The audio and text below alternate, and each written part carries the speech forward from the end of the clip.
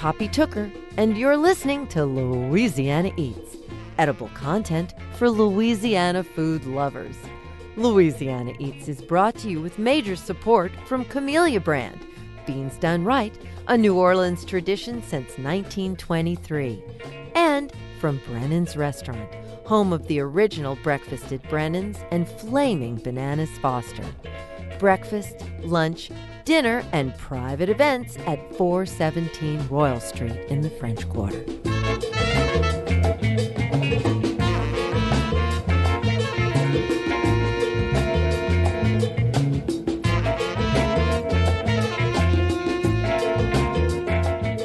My name is Jennifer Weishaupt. I'm the founder and CEO of the Ruby Slipper Restaurant Group.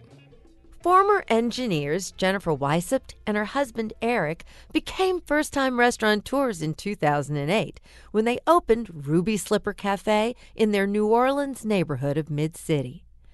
Finding immediate success, Jennifer and Eric soon expanded their company by establishing Ruby Slipper restaurants across town. When we last spoke with Jennifer back in 2016, she was in the process of opening a new restaurant in Orange Beach, Alabama, her 6th. Today, she's celebrating the opening of her newest in Knoxville, Tennessee. That's the 13th. What a difference 3 years makes. With an emphasis on breakfast and brunch, her fast-growing empire has spread across 4 states, with restaurants going by the name Ruby Slipper or Ruby Sunshine. I asked Jennifer how she decided where to take her popular export and where she's going next. So we opened in Mobile about a year ago. We just celebrated our 1-year anniversary at that location. And we're in the downtown area, which is really close to New Orleans. It's actually a really fun, small city. You know, we had just had the opportunity to go and look at some property in Mobile, and we really fell in love with some of the opportunities there and didn't really see a big landscape of breakfast brunch, kind of what we do all day breakfast brunch. And so we kind of took a leap of faith and found a building that was under renovation, a historic building that really reminded us actually a lot of our CBD location at 200 Magazine here in New Orleans, where it has that corner entrance and is a historic bank building. So we just felt like it was us, and we hired a really amazing team there who have just done a phenomenal job with bringing our kind of the heart of our business, which is really all about New Orleans food, culture, the love of all things that we have, and translating that to a different market. And then our next Alabama location will be in Birmingham. All right, so the big expansion into Tennessee.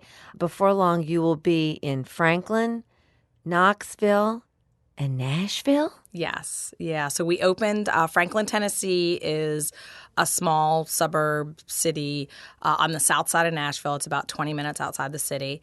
And it's a real historic little town, and we're right on the town square, again, in a historic renovation. It's also a bank building. We have an affinity for bank buildings. And so we're in this really cool space, and we opened that under our sister brand, Ruby Sunshine. We have Ruby Slipper here in New Orleans and the Gulf Coast, and we have Ruby Sunshine in what we call our expansion markets. So in Tennessee right now, in Franklin and in Knoxville, and soon to be in Nashville proper. Is the menu remaining exactly the same, or as you move into new states, new areas, are you having to tweak and change things a little? Well, it's interesting because we went down this path when we first opened in Pensacola, which was our first location outside of New Orleans. And we thought going into that there was some menu adjustments we were going to have to make to be successful in that market. After all, not everybody wants to have brunch all day. They're business people. They're used to eating lunch, or people don't drink mimosas at 7 in the morning in other places. Well, what we found was that, in fact, people will eat brunch all day, and that was what they wanted.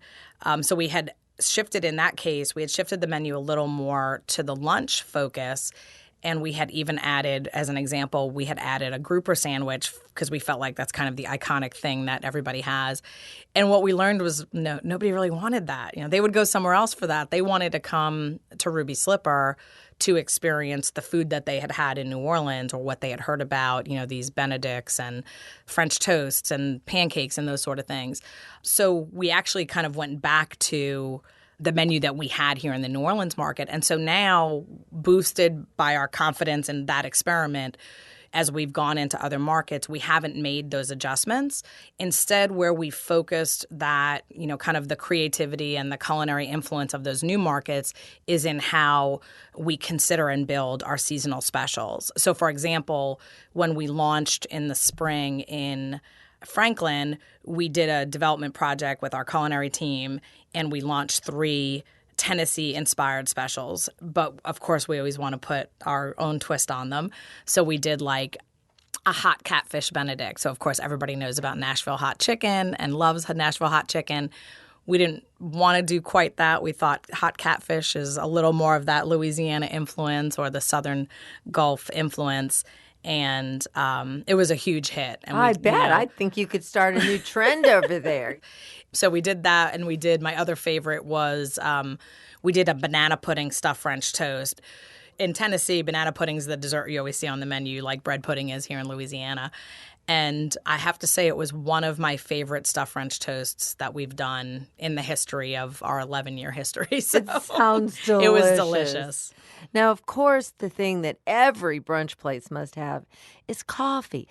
You do have a proprietary Ruby Slipper blend. Yes. And it is constant throughout all of the stores? Absolutely. So we have a breakfast blend, which is what we, brew in the restaurants if you order hot coffee.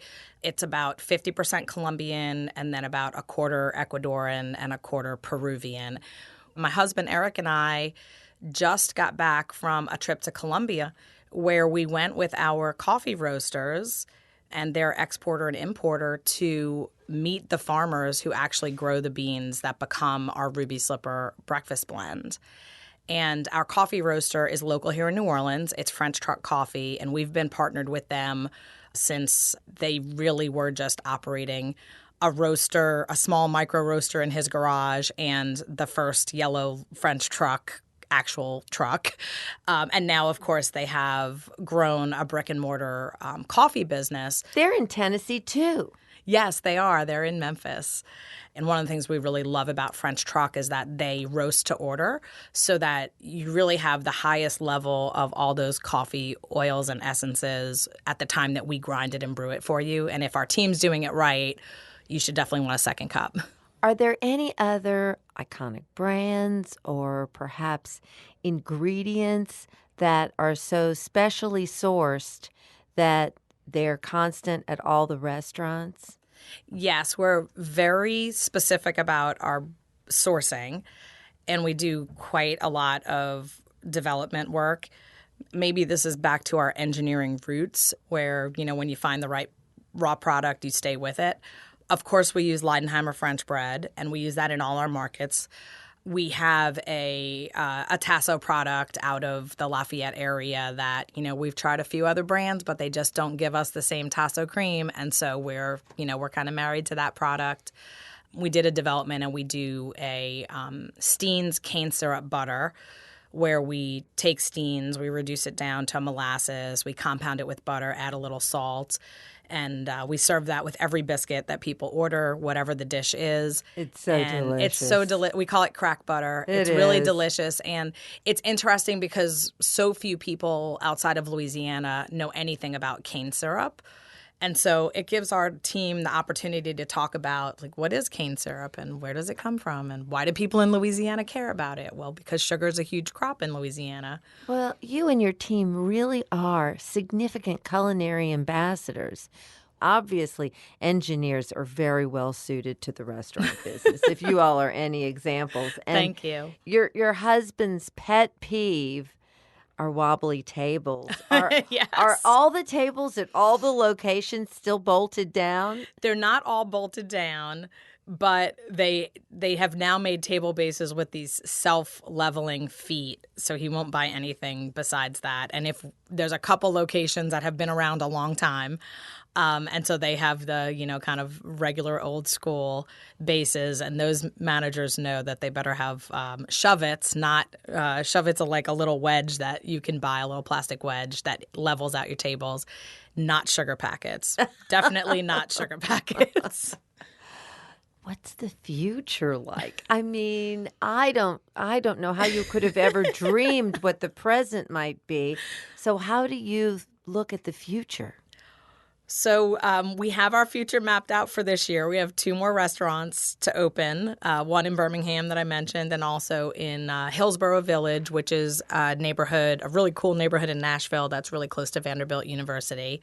And then my husband handles site selection. So he's the real estate guy. He goes out and looks for cool places that he's the one who has the vision of, what can this dilapidated building become? And then he does design and construction, and then he hands it over to me and my team, and we kind of take everything from there. So he's actively out getting his 2020 locations lined up. We're not ready to announce any of them, but altogether, we're opening 5 locations this year. So going from 10 restaurants to 15 restaurants, so about a 50% growth in 1 year. So that's quite a leap. That's ambitious. Yeah. And then we'll open probably 5 next year. So I'm not trying to think too much further ahead than that right now. Well, congratulations. I'm so proud to have had this whole phenomena come out of New Orleans. So thanks for the incredible work that you've been doing, and thanks for coming to see us again. Thank you. We love the opportunity to be here. I appreciate it, Poppy.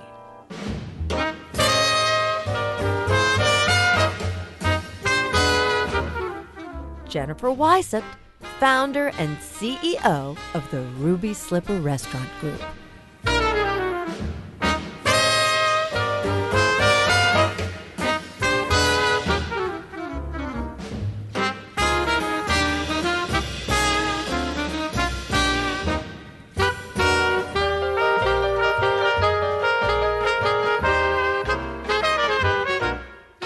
My name is Alon Shaya, and I have 2 restaurants, Safta in Denver, Colorado, and Saba in New Orleans, Louisiana. New Orleans chef Alon Shaya is a culinary force of nature. Only a year after parting ways with the Besh Restaurant Group in 2017, the James Beard award-winning chef had already formed his own hospitality company, released a cookbook memoir, and opened 2 modern Israeli restaurants, Saba in New Orleans and Safta in Denver. Both eateries earned immediate culinary accolades and have since become go-to destinations in their respective cities. It hasn't always been an easy journey for Alon, but the star chef has no interest in erasing the past. We spoke with him in 2018 following the publication of his book, Shaya, An Odyssey of Food, My Journey Back to Israel. In our conversation, Alon offered a candid look at his life and rise to celebrity status following a troubled childhood in Philadelphia. I'd like to start with some of your earliest, most formative memories when it comes to your life as a chef today. I am particularly touched that to you, the scent of roasting eggplants and peppers is a safe smell of home that you relate to your Bulgarian grandparents. Yeah. I was in first grade, and, we were new immigrants to America. And, I was having a very tough childhood and struggling with a lot of family issues. My mom and my dad had separated just a year after, my sister and my mother and I moved to Philadelphia. So everything at that point in my life was this kind of a lot of really negative surprises in my life. And I remember coming home and opening the front door to my house, and that smell of peppers and eggplants being charred over an open flame just permeated the house, and it hit me once I opened the door. And it wasn't that I at that moment knew that my grandmother was making lunch, it was that I knew that she was there, and from that smell. Because she And was there all the way from Israel. I mean, this yeah, wasn't Grandma who was around the block. right. Her and my grandfather had come to visit from Israel, and I didn't even know they were coming. I just opened the door and smelled that, and I knew that they were there. At that moment, and I remember that moment very vividly, even from such a young age, I felt comfortable. I felt like everything was kind of normal again. And it was a smell that reminded me of when I didn't have to, change my accent, or when I didn't have to try to make new friends that weren't really accepting me because I was this, weird little Israeli kid, in Philadelphia. Every moment of my life, from, what I would wear to how I would talk, everything was a little bit of a challenge. And we were very poor. And so it was, doubly hard because my mom was working 2 jobs. And, I was even at that time in first grade, I was doing all the grocery shopping for the house. And so I really had to figure out where my place was. And I never really did that. It was always hard to figure that out. You never know with people these days which path they take, whether they go to the CIA or whether they find the right mentors that take them somehow to a level like that. You got to go to the CIA. Yeah, I did. That must have been a challenge for a poor boy. It was a challenge financially, but it was a saving grace for me personally. I didn't even know what the CIA was until, Donna and another teacher whose name was Seth Schramm, who taught my vocational class. And, of course, we're talking about Donna Barnett, who was your major high school influence, your home ec teacher who kind of saved your life. Yeah, and she saw that I cared about food and that I had a passion for food. And she was able to steer me in the right direction. When I went to culinary school, I felt like life started over, and I felt so excited about that. The first night after my mom dropped me off, at that moment in my life was the happiest day of my life. Once I got onto that path, I never looked back. You graduate from culinary school and you end up in Las Vegas. Yeah, at the Rio Casino. After Las Vegas, you end up in St. Louis? Yeah. So they offered me a position as the head chef of Antonio's restaurant in St. Louis. And I said yes. I was 21 years old and had no idea what the hell I was doing. And I felt like I had some kind of false confidence in cooking at that point. But of course, like my management style was needed a lot of work, and I learned a lot of lessons the hard way. But I made it through, and I really have throughout my life have made mistakes and have taken those opportunities from those mistakes to do better. And that was one of those moments where I was making a lot of mistakes, but I would always really work hard on trying to get better and better and better at it. Was it the Harris connection that got you from St. Louis to New Orleans? Yeah. So at the age of 23, I was the opening chef of their buffet. And so when I came here to New Orleans, I all of a sudden was in charge of over 200 people that were employed in the buffet and working with the executive team at Harris, and the buffet had just gone over this $20 million renovation or something like that. And, and so then I, again, made a lot of mistakes and worked hard and tried to get better and kind of fumbled my way through it. And eventually I became the chef at the steakhouse at Harris. Now, when you were the chef at the steakhouse in Harris, you still kind of had this Italian bug going on, didn't you? I did. And I really felt like Italian food was my path forward for cooking. And I knew that I needed to identify with some kind of cuisine. And I wanted to really nail down that identity for myself with what kind of food I was going to be cooking. So Hurricane Katrina hit in 2005 as I was the chef at the steakhouse. And that was a big moment for me to reflect and to say, okay, where is my next pathway going to be? And what direction am I going to take it?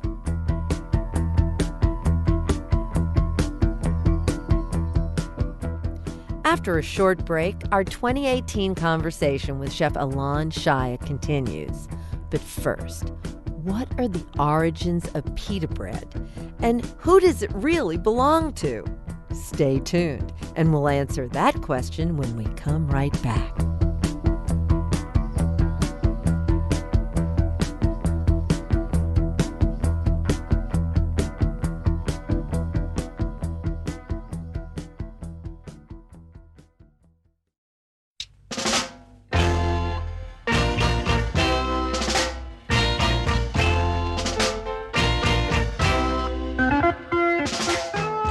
Poppy Tooker, and you're listening to Louisiana Eats, edible content for Louisiana food lovers.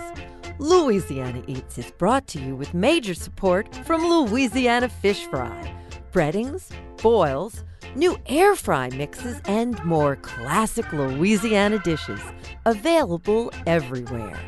Let's all Louisiana.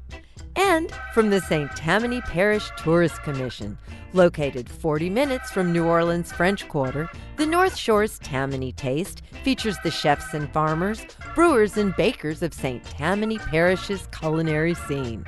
Visit LouisianaNorthShore.com to discover more.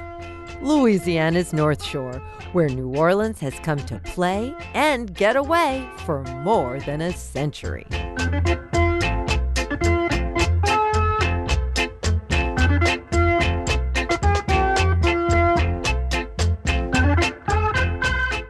Here's this week's culinary quiz question, brought to you with support from Popeye's Louisiana Culinary Institute. What are the origins of pita bread? And who does it really belong to anyway? Pita originated with the Greeks and is believed to be derived from the ancient Greek word pikte, P-I-K-T-E, which means fermented pastry. Today, it's the backbone of Israeli food. It's a simple combination of flour, water, yeast, and salt, baked at very high temperatures, which makes the water turn to steam and puffs up the pita, forming the pocket inside. Most pita today comes from highly automated production facilities that process upwards of 100,000 pounds of flour at one time. But there's no comparison to that and Ann Shaya's pita. I'll never forget the look on Alon's face when he proudly showed me his first bright blue wood-burning pita oven that had just been installed at his former restaurant, Shaya. He was like a kid with his first brand-new bike. Wood-burning pita ovens have become a fixture at his consequent restaurants, Saba and Safta. Heated to 700 degrees, the pita bake in less than a minute and are delivered immediately to your table. The smoky flavor from the burning wood puts Alon's pita in a class of its own. If you'd like to give his pita recipe a try, and Alon says pita can be successfully baked at home on your barbecue pit, check out his recipe on our homepage. But personally, I'd rather have Alon make it for me at Saba or Safta, now open in Denver, Colorado, baking fresh pita to order. I'm Poppy Tooker, and you're listening to Louisiana Eats.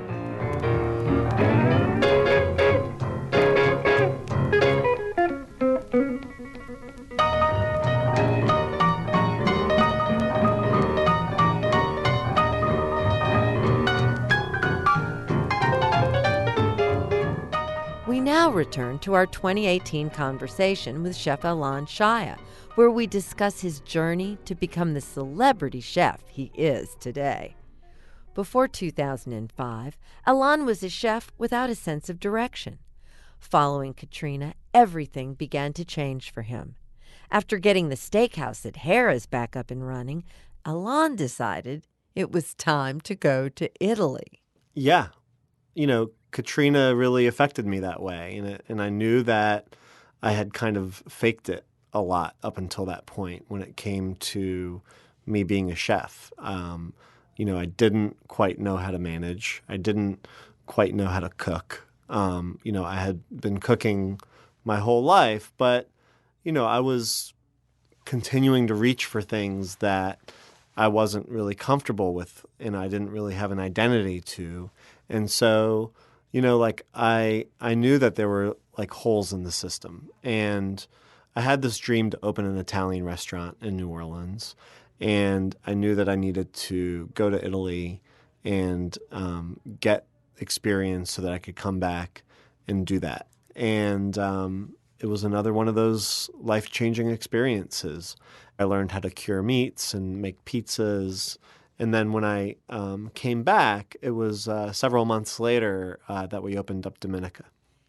I love the fact that you can take the boy out of Israel, but you can't seem to get Israel out of the boy. Right. Dining at Dominica, I was watching as you went through this very interesting transformation where your classic Italian menu started to have an Israeli bent without any of the real words attached to it. That was kind of a funny trick. Yeah, it was. Yeah. Sprinkling za'atar on biscuits and making shakshuka in the wood-burning pizza oven, with local chanterelle mushrooms and goat shoulders and roasted peppers and olives. And then you really broke out and just started doing Passover. Yeah, well, Passover, we were actually doing, I started doing Passover the first year Dominica was open. So Joe Nathan had come into town and had the Passover Seder and then wrote about it in the New York Times. And then the next year it got like quadrupled in size, and so many people came. And then it became such a special part of my identity there because I would get calls from parents and their students were at Tulane and they were saying, it's our first Passover away from our children. Can we come and eat together at Dominica? And it became something that was just greater than myself. And everybody kind of made it part of this tradition that I felt was very special. And so I felt like I could express my identity through the menu at Dominica, aside from my Italian culinary identity. So I took a trip to Israel in 2011, and there was a restaurant in Israel called Abraxas North, and they serve these whole roasted cauliflowers, and they're famous for them. And I had that dish there, and I was transformed by it. It just, to me, was simplicity at its finest. I came back and figured out a way to kind of make it my own. And I, came up with my own recipe for how to marinate it and cook it and roast it. And we had this huge pizza oven. So I was like, I could fit a bunch of cauliflowers in there. So we started doing this cauliflower recipe and serving it with whipped goat feta cheese. And that was my version of labna. And so here was labna and roasted cauliflower. And that was straight out of the Israel book for me. And everybody went crazy for it. And we ended up selling, 700 heads of cauliflower a week at Dominica, 100 portions a day. And it was, it showed me, the cauliflower dish showed me that I can express my Israeli heritage through my dishes and that people wouldn't turn around and run away. When you decide that the next project's going to be Shia, it really all goes back to your grandmother. Yeah. The story of the end of your grandmother's life is a particularly beautiful one. Mm-hmm. Tell us what you learned at the time that your grandmother was at the end of her life. Yeah, she was really on her deathbed, and she had kind of summoned the whole family to come to Israel. And we all did. We all went there and spent a week with her.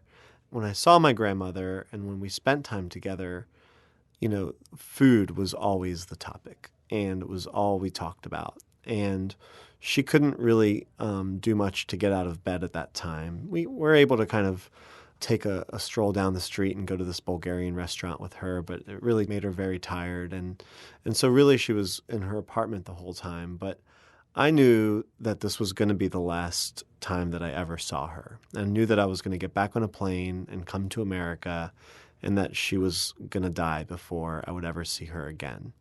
And she was very adamant that she pass along her recipes to me prior to her death. And so she would give me this list of ingredients to go buy, and I would go to the spice markets and go to the big vegetable and meat markets and pick all these things up and bring it back to the apartment.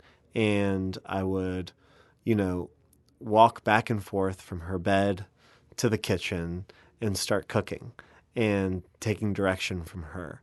And I would document all of these recipes down. And I wrote them all down and all my notes and all this information.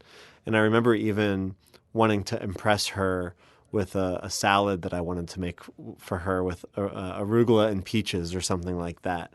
And so I bought those ingredients and I made that for her. And she says, "You're wasting your time. Like, don't cook that right now. Like, let's get through these recipes." And so we did that like day in and day out for several days. And I was able to leave Israel with my memories of her, written down in a book that, I've used to this day. And of course, now you've written them down in your book. Yes. For us all to share. Yes.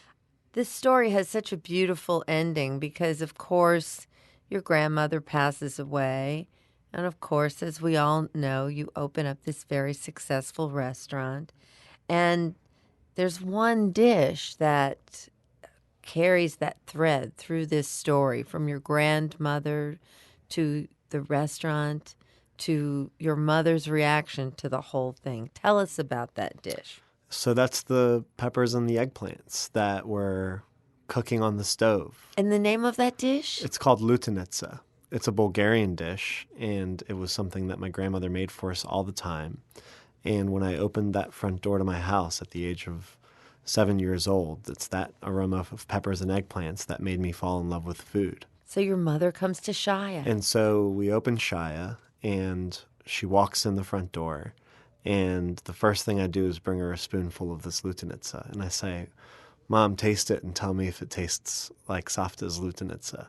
And she tasted it and she just started crying. And she was like, she would be so proud to see you here doing this and to honor her memory this way. Well, I'm sure she is proud. And my goodness, I guess you've gone an extra step further now in making her proud, because one of your two restaurants is sort of named for her. Yeah. Huh? Explain the names of the two new restaurants. So Saba and Safta mean grandfather and grandmother, and they're the first two restaurants of our new company, Pomegranate Hospitality. And, they're going to serve as the grandparents for our hospitality group. I want to continue to be proud of who I am and where I've come from, and not build those barriers around my identity anymore. And I'm really excited to do that through the food at these two restaurants. Well, I'm really excited to enjoy the food at both of your restaurants. I'll see you in Denver, too. Thank you. And congratulations about your beautiful new book and all of your wonderful success, Elan. You're making your grandmother proud, and me, too. Thank you so much. Thank you, Elan. Come back and see us soon. I will.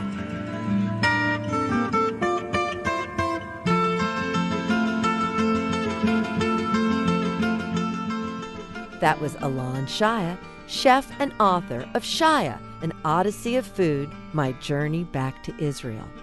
To hear our extended version of this 2018 interview with Elan, visit poppytooker.com.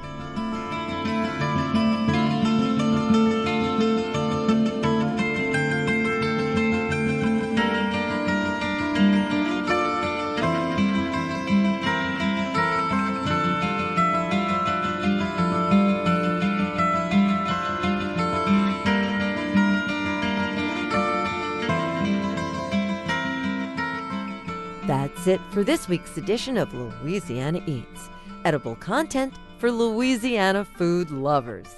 Catch up on previous editions and hear all about upcoming special events by visiting poppytooker.com. You can find videos, recipes, and even order personalized cookbooks there.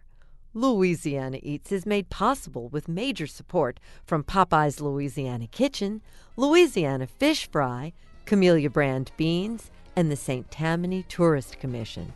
Additional support for Louisiana Eats is provided from Dickie Brennan's Steakhouse, a local New Orleans steakhouse serving prime beef and Louisiana Wagyu in New Orleans' French Quarter. Original theme music composed by David Pomerleau and performed by Johnny Sketch and the Dirty Notes. Big thanks to senior producer Joe Schreiner and Special Projects Manager Reggie Morris, and to our business manager and social media maven, Maddie Mullidew. Come visit us anytime in our Louisiana Eats studios at the Southern Food and Beverage Museum. We're on Instagram and Facebook too. Louisiana Eats is a production of Poppy Tooker Broadcasting.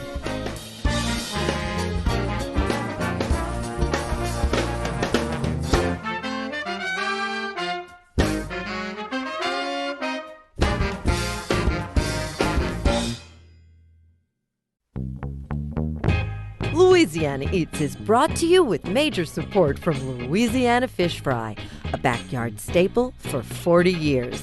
Maker of batters, coatings, boils, tartar sauce, cocktail sauce, and more.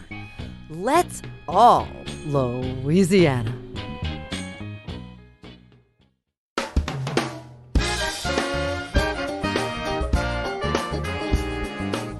From our studios in the Southern Food and Beverage Museum in New Orleans, this is Louisiana Eats.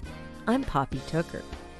There's no denying that the restaurant business is tough, yet every year there are hundreds of brave individuals who give it a try. A few go on to create empires. On this week's show, we'll learn the ins and outs of building a culinary empire from restaurant vanguards in Louisiana and beyond. We begin with self-styled lapsed anarchist Ari Weinzweig.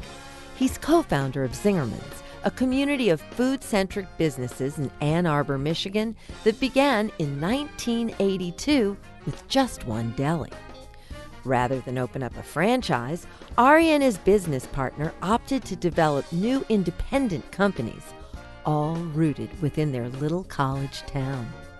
Next, we catch up with Jennifer Weishaupt, founder and CEO of the Ruby Slipper Restaurant Group.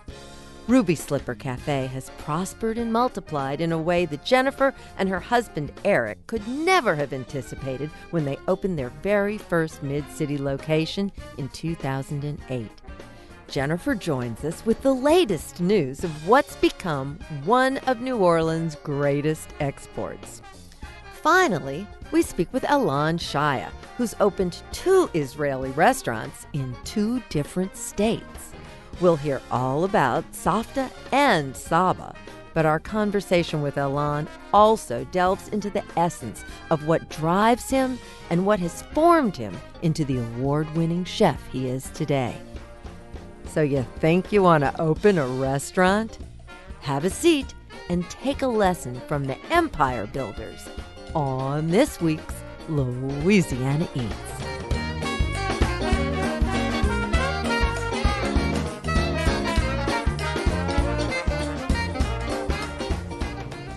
My name is Ari Weinzweig. I'm one of the co-founding partners of Zingerman's Community of Businesses in Ann Arbor, Michigan. Community is a carefully chosen word in Ari Weinzweig's world. In the early 1980s, He and his partner, Paul Saginaw's first venture, a gourmet sandwich shop called Zingerman's Deli, became a critical and financial success. Amid growing pressure to open replica restaurants in other college towns, the two chose to launch a succession of small food-related companies in Ann Arbor instead. Today, there are over a dozen businesses in the Zingerman's family, each one built under the belief that true business success implies the good of many. We caught up with Ari to learn about his unconventional business philosophy and how he came to open the corner deli that became the cornerstone of an Ann Arbor empire. Well, the sort of wrong story is that Paul and I went to college together at Michigan, had this brilliant idea in our dorm room, and then opened the deli when we graduated. All of that's wrong. We didn't go to college together. He's 5 years ahead of me.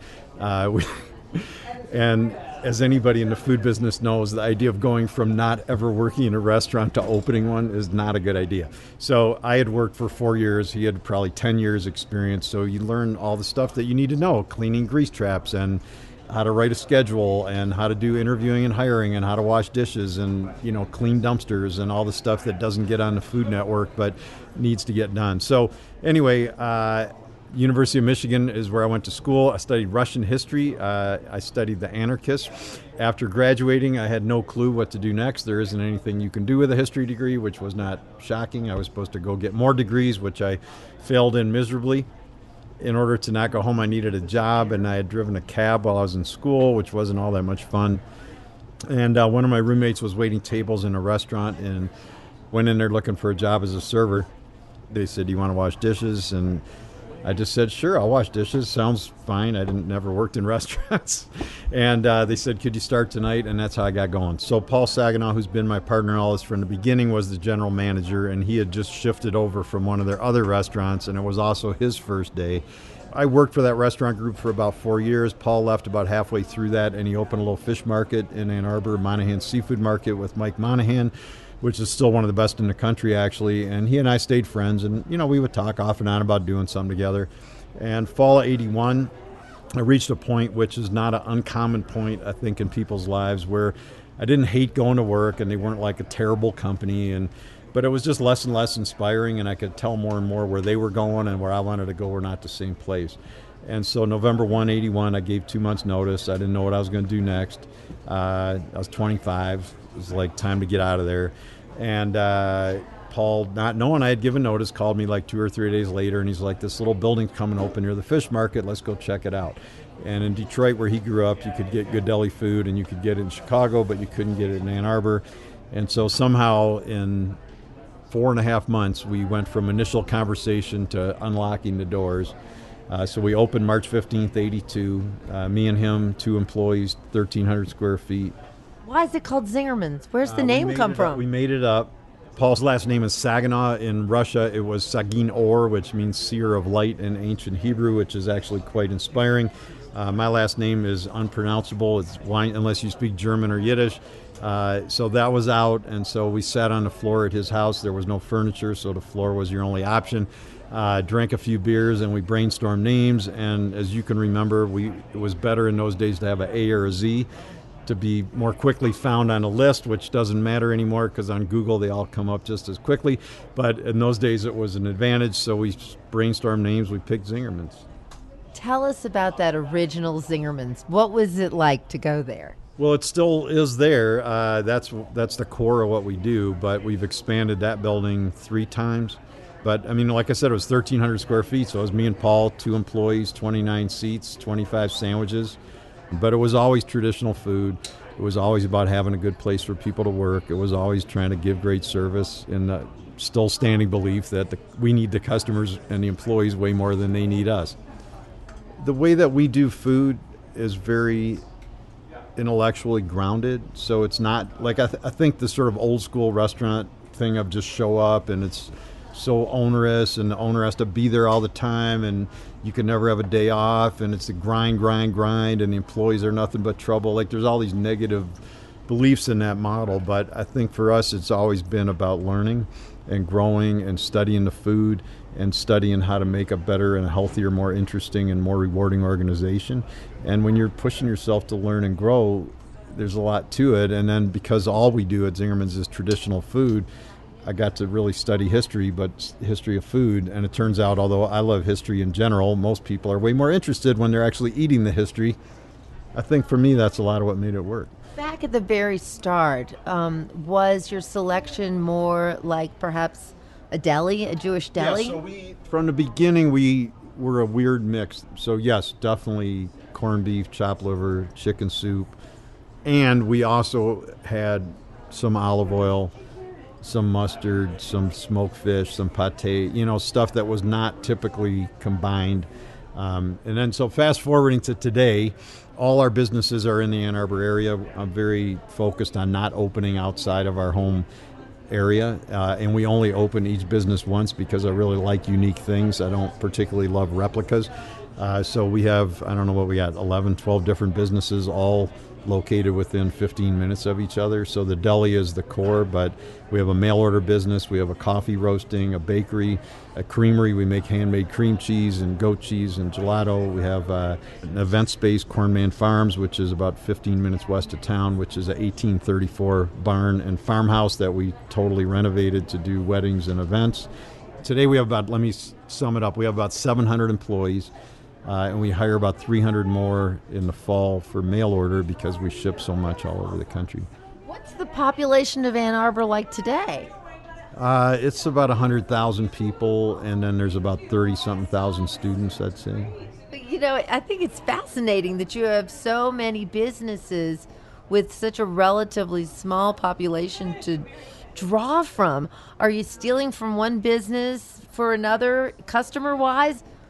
Well, at this stage, I very much choose to believe in the spirit of generosity. So I would suggest actually it's the other way, which is the more businesses we open, the more each business we have sends people to the other businesses. So it's very common for me to see somebody at the deli in the morning, see them at the Roadhouse for dinner, see them 3 days later at the bakehouse, buying bread or having lunch.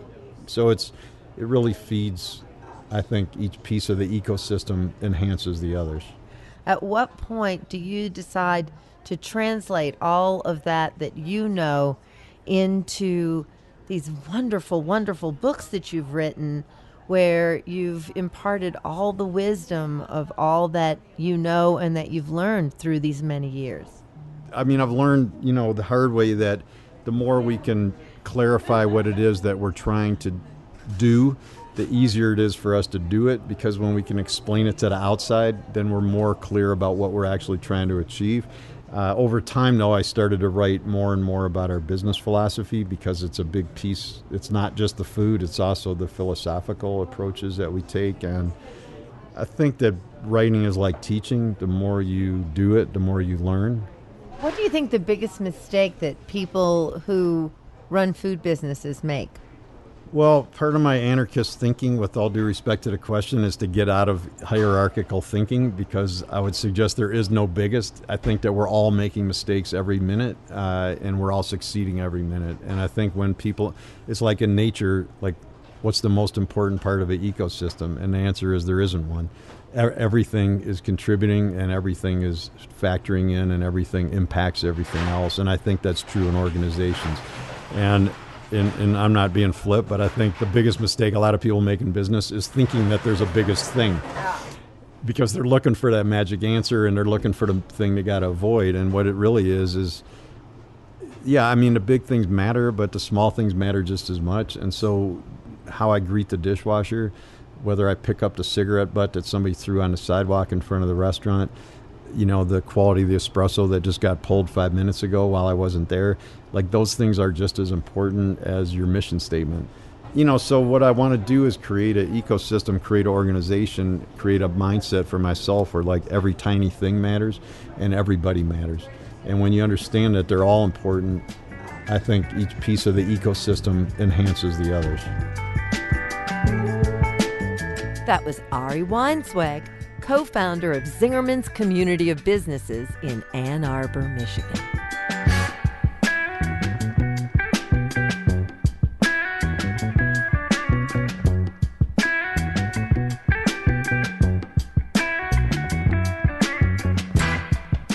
Coming up next, Jennifer Weishaupt of Ruby Slipper Café tells us about her ever-expanding breakfast and brunch empire. Louisiana Eats returns after the break.